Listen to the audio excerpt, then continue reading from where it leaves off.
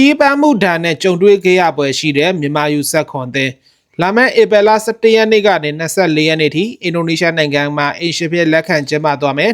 2026ယူဆက်ခွန်အာဆီယံချန်ပီယံရှစ်ပြိုင်ပွဲကိုဝင်ရောက်ရှင်ပြိုင်မဲ့မြန်မာယူဆက်ခွန်တဲ့ဟာဧပြီလ10ရက်နေ့ကရန်ကုန်မြို့ကနေအင်ဒိုနီးရှားနိုင်ငံစူပါထရာမြို့ကိုထွက်ခွာခဲ့ရပေမဲ့လန်ခီမှာခီးပန်းမှုဒဏ်နဲ့ကြုံတွေ့ခဲ့ရပွဲရှိပါတယ်မြန်မာယူဆက်ခွန်တဲ့ဟာအင်ဒိုနီးရှားနိုင်ငံမှာလက်ခံကျင်းပမဲ့ယူဆက်ခွန်အာဆီယံချန်ပီယံရှစ်ပြိုင်ပွဲကိုဝင်ရောက်ရှင်ပြိုင်ကစားဖို့အတွက်ဧပြီလ10ရက်နေ့မနက်ပိုင်းကရန်ကုန်မြို့ကနေထိုင်းနိုင်ငံဒွန်မောင်းလေဆိပ်ကိုထွက်ခွာခဲ့ပြီးဒွန်မောင်းလေဆိပ်ကနေမလေးရှားနိုင်ငံ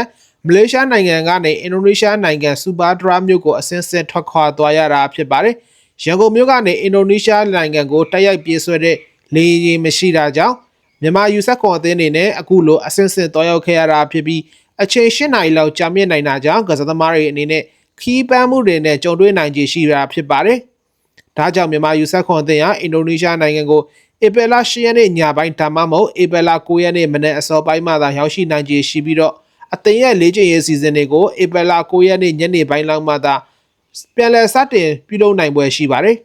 ။ဧပြီလအတွင်းမှာအင်ဒိုနီးရှားနိုင်ငံကနေအေရှဖြစ်လက်ခံကျင်းပသွားမယ်2026ယူဆက်ခွန်အာဆီယံချန်ပီယံရှစ်ပြိုင်ပွဲကိုဝင်ရောက်ရှင်ပြိုင်မဲ့မြန်မာယူဆက်ခွန်အသင်းဟာ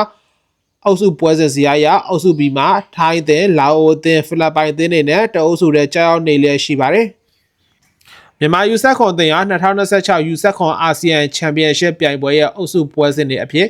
ဧပြီလ12ရက်နေ့မှာလာအိုအသင်းဧပြီလ15ရက်နေ့မှာထိုင်းအသင်းဧပြီလ18ရက်နေ့တွေမှာဖိလစ်ပိုင်အသင်းတွေနဲ့အုပ်စုပွဲစဉ်တွေကိုရှင်ပြိုင်ကစားသွားရမှာဖြစ်ပါတယ်။ဒါပေမဲ့2026ယူဆက်ခွန်အာဆီယံချန်ပီယံရှစ်ပြိုင်ပွဲရဲ့ပြိုင်ပွဲကျင်းပရေးပုံစံတွေအရအုပ်စု3ဦးစီကအမှတ်အများဆုံးရရှိတဲ့အုပ်စုပထမ3သင်းနဲ့